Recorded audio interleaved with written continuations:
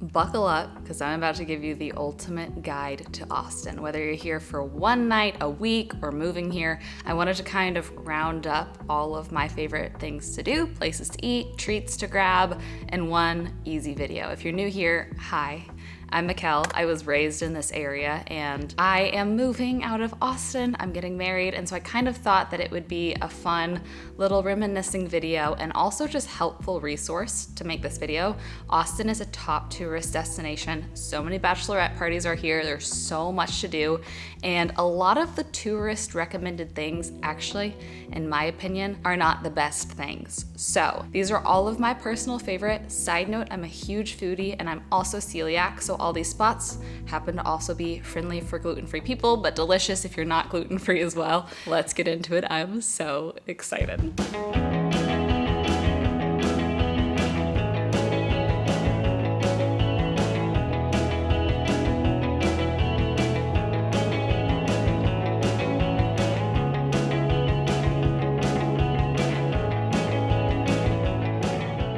Let's start with the first category, activities. These are fun, non-food related things that I just love to do.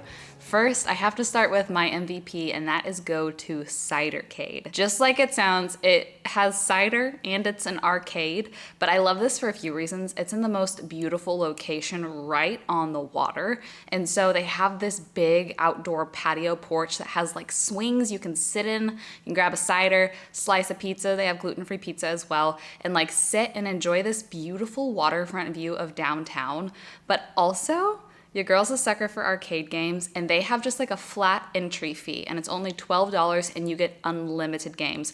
So fun for a girls' night, so fun for a date night because it's activities the whole time. But starting at 8 p.m., it's 21 and over. So what I recommend is go like 7:30, sit out on the porch to watch the sunset over the water, grab your food, grab your cider, and then once the kids clear out at 8 p.m., go play all the arcade games. It's so much fun. It's like the ultimate date night. Second activity, this is so fun and so picturesque, is you can rent retro boats. I think it's called literally Austin Retro Boats. And you rent them from this dock that is downtown, and you have to park at the rowing club, which has a coffee shop. So this is what I recommend you do. You rent the boat for 2 hours, you get there a little bit early, you park, you go into the rowing club, you go into the coffee shop, and they have alcoholic drinks if you'd like it, or you can grab coffee or tea and a few snacks and bring that on the boat. And it's so much fun. The boat only goes like 12 miles per hour. It's pretty chill, but you get to go see all of downtown. You get to go under South Congress Bridge. You get to go around a beautiful little island. You can go wherever you want. And it's a fun way to see the city from a totally different perspective. The boats are really cute. You get great photos, and you can also like eat and drink the whole time because it's very chill. So that is a super fun activity. I will say, out of all the tourist things to do, one that really does hit is a sunset picnic at Zilker Park. Just go to Zilker Park around sunset in the middle of the day. Most of the time in Texas it's too hot, but if you go at dusk, it's really fun for a few reasons. A, it's a spot where people can have their dogs off leash. So there's just dogs everywhere. It's like what I imagine heaven to be, just dogs running everywhere. There's also a beautiful view of downtown as well. So it's another very picturesque moment. A lot of people are playing volleyball or having picnics, and it's just an absolute vibe. What I would recommend doing is first going to my favorite little grocery store. It's called The Tiny Grocer on South Congress, and picking up picnic snacks there. Take it to Zilker at dusk and just have a fun picnic until you can see the stars, and you can lay out on your blanket and watch the stars, and it's a vibe. It's so fun. All of my favorite things to do are downtown, east side, or like South Congress area. But if you are in the north side of town for any reason, the one thing I will full-heartedly recommend is going to Austin Antique Mall. If you like antique shopping. If you don't, skip past this one, but it is just such a good antique mall. You can spend hours there. There's hundreds of vendors, and there's just so many quirky, cute, fun things. Walking through the antique mall, you lose track of time. It can be hours and it feels like 10 minutes. Of course, we're gonna talk about walking South Congress later. That is a must. It is another tourist thing, but I'm gonna recommend another street to walk some cute shops if you'd like. East 11th Street is very, very cute. There's some vintage stores, there's some like cuter new boutiques, and it's just a fun little walkable street. You can grab a coffee at Try Hard Coffee Roasters, or you can grab a breakfast at Paperboy. Neither of those are on my top food or coffee recommended spots just because I think that there are better. But if you're trying to spend like a whole half a day on that street, those are 2 good spots to stop. But just all the shops there are really fun to walk around. You have a beautiful view of the Capitol from that street as well, so it's very fun.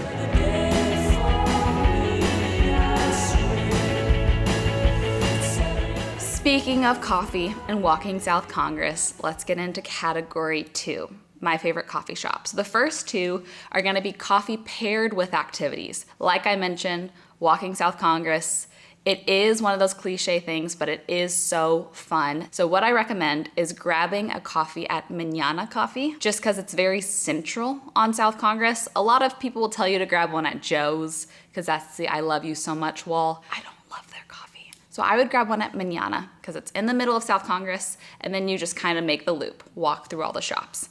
Cute coffee shop as well, great matcha. Really recommend it. Second activity-based coffee shop I recommend going to is actually a food truck. It's called Noble Joe's. If you watch my channel, you know I go there all the time. And I love this because it is right on the trail. Austin has a big walking trail. I think it loops over 20 miles around the lake. And there's not a ton of access points, but if you go to Noble Joe's, you can park for free there, you can grab a coffee, and you have direct access onto the trail. And it's very fun to walk with a coffee in hand and walk down the boardwalk side, so walk towards downtown. It's just so pretty because you're over the water instead of on a trail for the majority of the time. There's trees over you, there's ducks, there's the skyline. It's very pretty. Now let's get into my most delicious coffee shop recommendations. One is a little bit further northeast, a slight bit, 10 minutes from being central. It's called Palomino Coffee. There's nothing walkable around it, so I would only go if you're like, I want to go to a good coffee shop. It has very like Adobe Southwestern vibes inside, so it makes for some great photos if you want to get a little pic for the gram, but the coffee is just delicious. Like, I crave it. It is really so good. Next is another food truck, Flitch. Flitch. It's a cute little truck on the east side. The coffee is probably the best I've had in all of Austin because the espresso is so like chocolatey. Oh, it's so good. And lastly, a kind of newer spot. I believe that Portland might have another location of this, but this is an Australian spot. It's called Proud Mary's. They also have brunch, but they have a very strong Australian espresso if you like that. I think it's so good. Half a cup and my eye is twitching, but it is quite yummy. They also have a really fun breakfast menu. If you go on a day that it's not too busy and you can snag a table without waiting, definitely recommend sitting down and trying their breakfast. It is a fun experience and the coffee is so good. So if it works out and it's a convenient breakfast, the food is really delicious as well.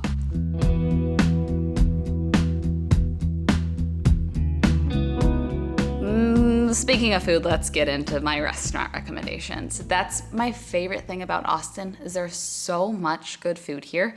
I just wrote down my absolute favorites. A lot of these are a similar type of cuisine. I think the thing that Austin does well is like elevated Mexican. There's a lot of Tex-Mex here. I would put this in a different category. To me, Tex-Mex is a lot of fried foods, a lot covered in queso, refried beans, that type of thing. But in Austin, there's this really elevated, almost even kind of like coastal Mexican food scene here. So a lot of my recommendations fall into that category, but I tried to bring an array. My number one favorite is Nixta. I go here every time someone's visiting me. I go here. I've been here for my birthday. It is just a very interesting taco shop on the east side.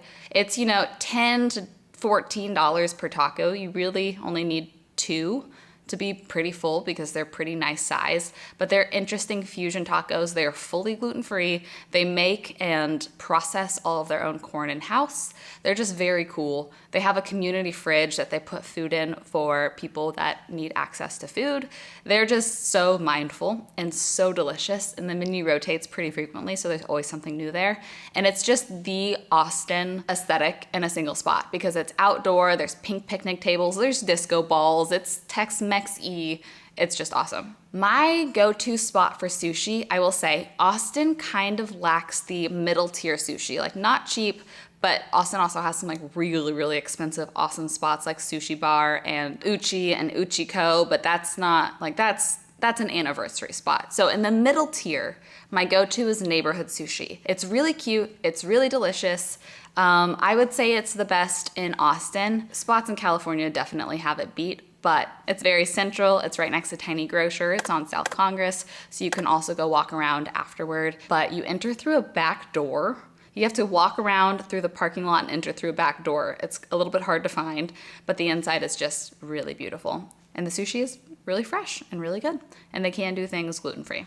Loro. Loro is a spot I normally take people because they love it. I like it, but everybody I've taken there loves it. It is a very interesting fusion between Asian and barbecue. The reason it's so interesting is I mentioned Uchi and Uchiko. That is like top tier sushi and Asian food here in Austin. Then there's also Franklin Barbecue, which is so popular. Loro is owned by the owners of that. So they have the Asian flair, but it's a smokehouse, and it is a big facility. You walk right in. I don't think they take reservations, which is kind of nice because Austin is a very reservation city, so it's kind of hard to find spots you can just walk into. You can just try a bunch of little things. It's different, it's unique, it's fun, people really like it.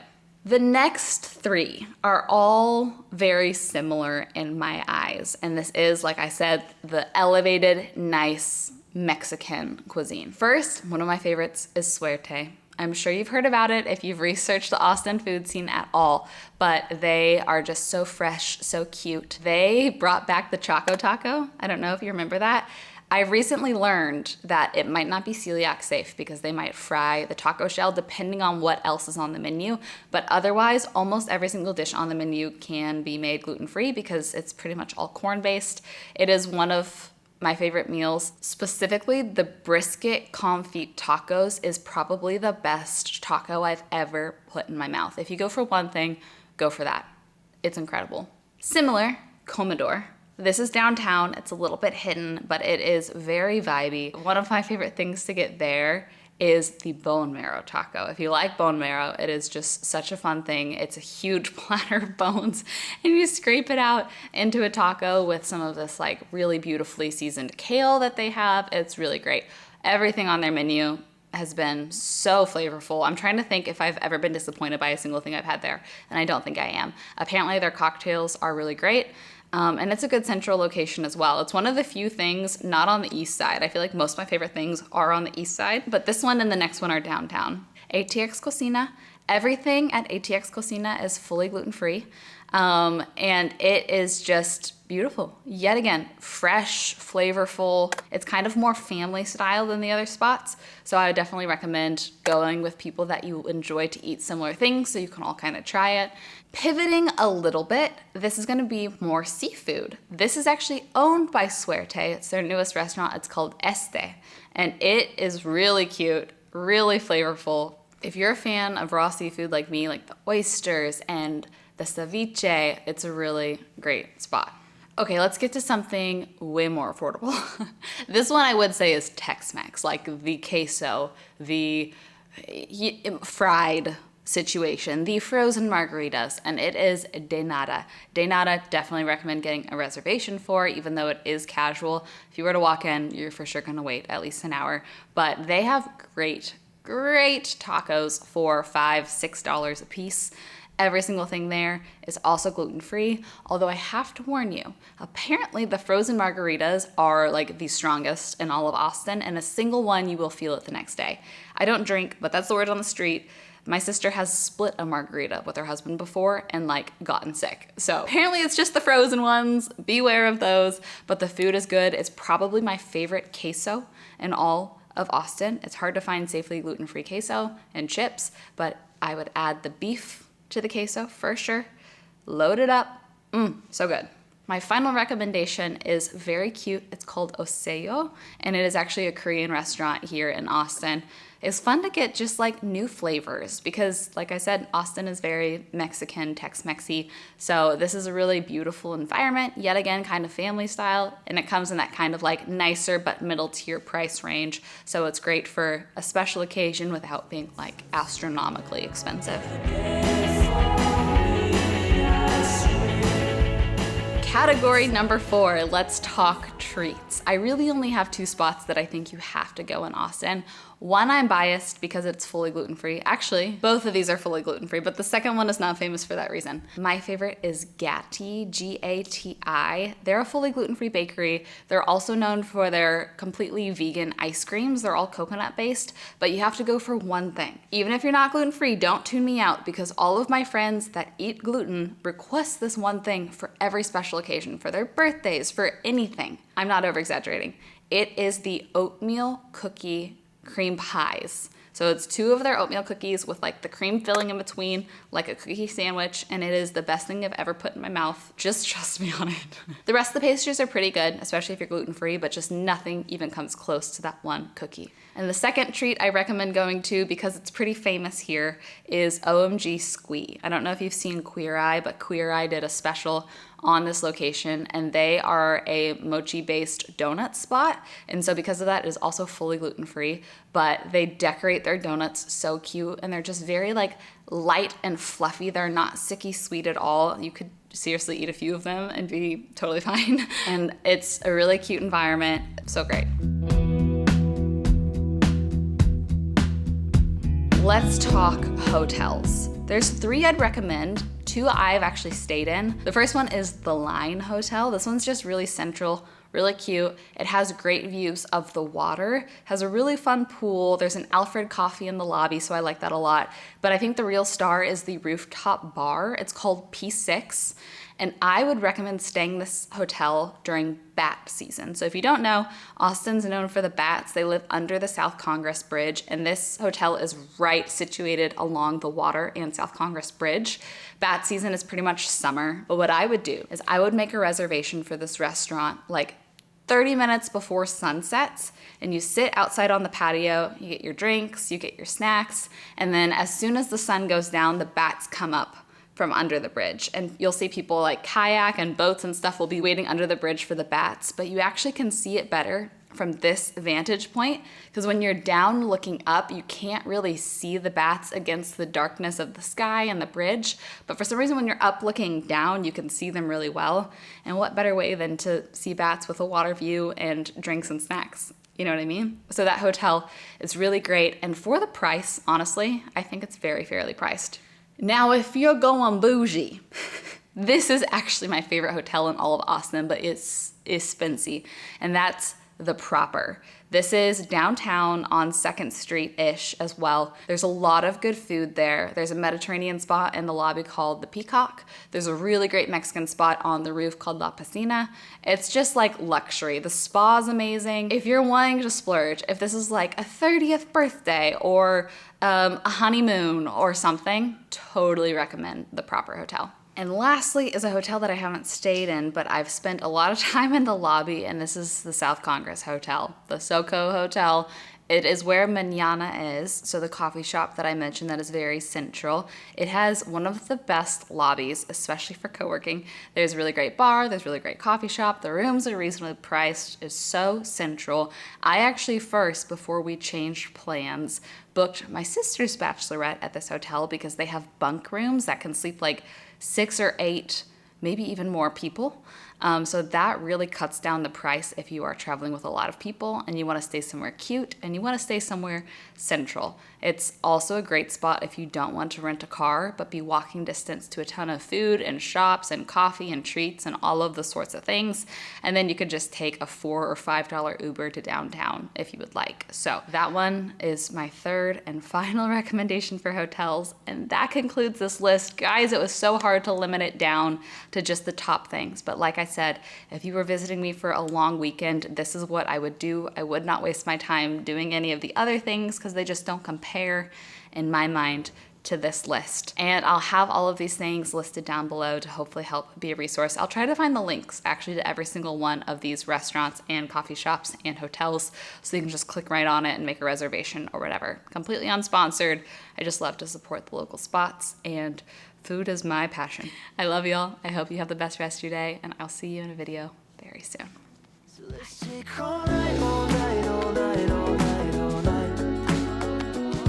If we're looking for each other, then it might just take some